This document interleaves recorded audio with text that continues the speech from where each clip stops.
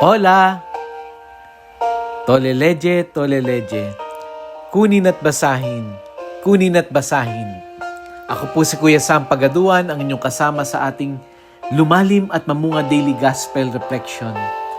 Ngayon ay September 28, 2025. Ang mabuting balita ng Panginoon ayon kay San Lucas, chapter 16, verse 19 to 31.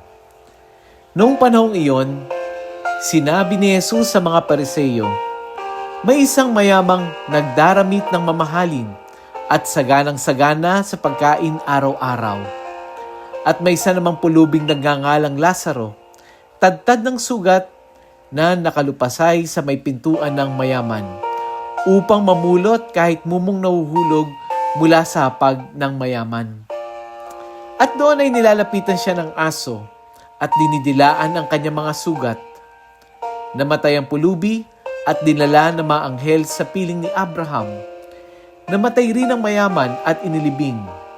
Sa gitna ng kanyang pagdurusa sa Hades, tumingala ang mayaman at kanyang natanaw sa malayo si Abraham, kapiling si Lazaro. Sumigaw siya, 'Amang Abraham, mahabag po kayo sa akin.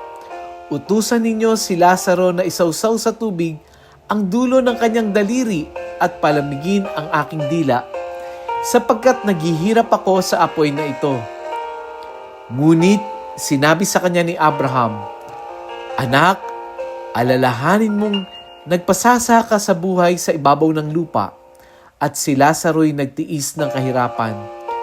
Ngunit ngayon inaaliw siya rito, samantalang ikaw na may nagdurusa. Higit sa lahat, inilagay sa pagitan natin ang isang malaking bangin upang ang mga naririni ay hindi makaparian at ang mga naririyan ay hindi makaparini.'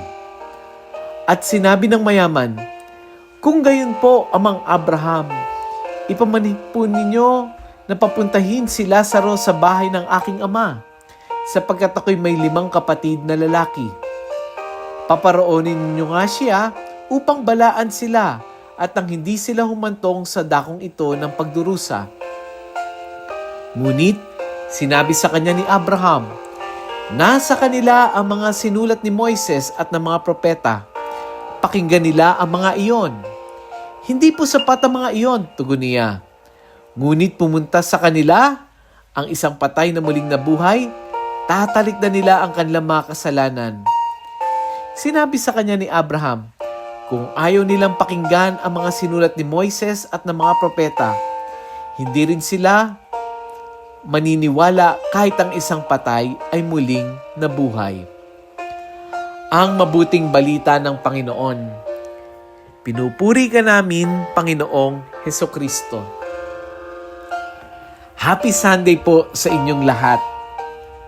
Pamilyar po ba kayo sa kanta ng Glock 9 na Upuan? Perhaps sa mga bata-bata nating mga nakikinig, pamilyar sila sa lyrics ng Upuan. Pero sa mga hindi masyado, huwag kayong mag-alala. Ito yung unang bahagi, no? Ito yung unang bahagi ng lyrics. Anong sabi niya? "Kayo po na nakaupo, subukan nyo namang tumayo, at baka matanaw ninyo ang tunay na kalagayan ko." Yung kanta po ay patungkol sa mga nakaupo sa kapangyarihan, kumakain ng masarap, habang nagugutom at naghihirap yung ibang mga mamamayan. Hindi man lang sila napapansin. Napakatotoo ng kantang ito sa lipunan natin ngayon. Alam nyo ba na ganito rin ang larawan ng ating gospel ngayon tungkol sa kwento ng mayamang lalaki at si Lazaro? Araw-araw, narinig natin sa gospel na parang laging piyesta doon sa bahay ng mayaman. Marangya ang kanyang pamumuhay, maganda ang kanyang kasuotan.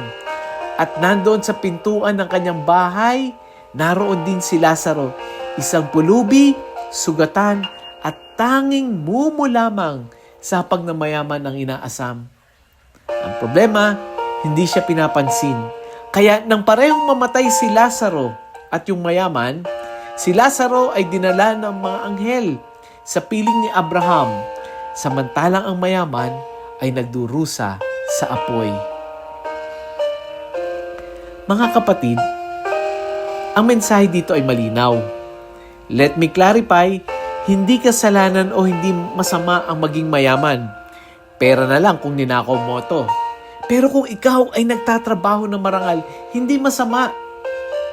Pero ang masama ay ang pagiging bulag at manhid sa pangangailangan ng kapwa.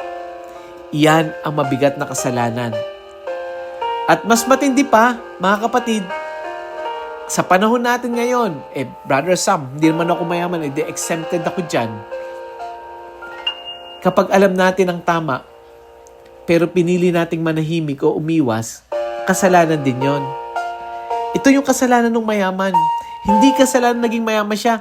Ang kasalanan niya, manhid siya sa pangangailangan ng kapwa. Manhid siya na tumulong para sa iba.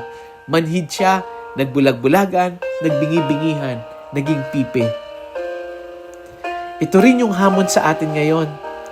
Sa harap ng katiwalian, sa harap ng pang-aapi at korupsyon, yung maging manhid, maging tahimik, yan ang kasalanan.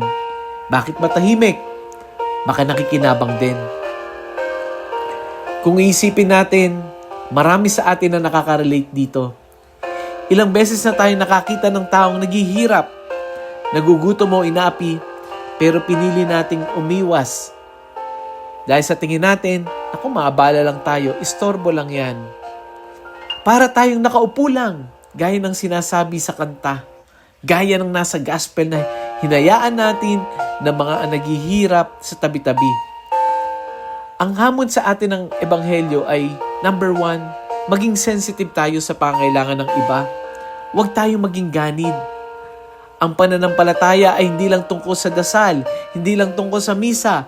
Kahit na magsimba ka araw-araw, kahit magsimba ka oras-oras.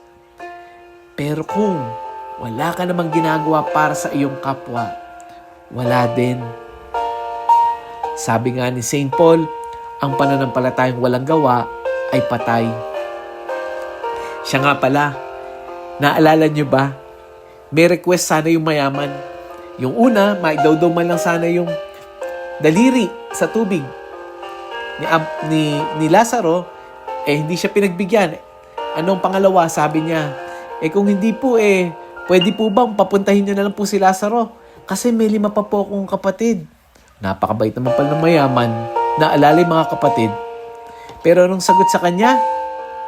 Kung hindi pinakinggan ang mga propeta at ang salita ng Diyos, hindi rin sila maniniwala kahit may taong nabuhay. Ganyan din sa panahon natin ngayon. Ang katotohanan ay malinaw. Nakikita natin. Pero kung wala tayong gagawin, kagaya tayo ng mga kapatid ng mayaman. Last na lang, ito na lang yung hamon natin. Kasi alam ko, Sunday ngayon. Diba? Madalas, pag kumakain tayo sa mga fast food, Jollibee, McDo, alam mo yung habang kumakain ka, tapos sa bintana may kakatok sa'yo, no? Tapos anong gagawin mo? Parang titingnan mo lang habang sila nanonood kung paano kang kumakagat ng crispylicious na Chicken Joy. Ang challenge ko sa atin ngayon, kung wala man lang tayong pambili sa kanila, abutan man lang natin, bigyan man lang natin. Let us pray. Panginoong Diyos, sorry. Madalas, bulag kami. Manhid kami sa paghihirap ng aming kapwa. Turuan mo akong maging bukas ang aking puso. Makita yung mga Lazaro sa paligid namin. At huwag kaming manatiling tahimik sa harap ng kasamaan. Naway ang aming pananampalataya ay makita sa aming gawa, sa pagbabahagi, sa pakikiisa, at sa pagtindig ng tama.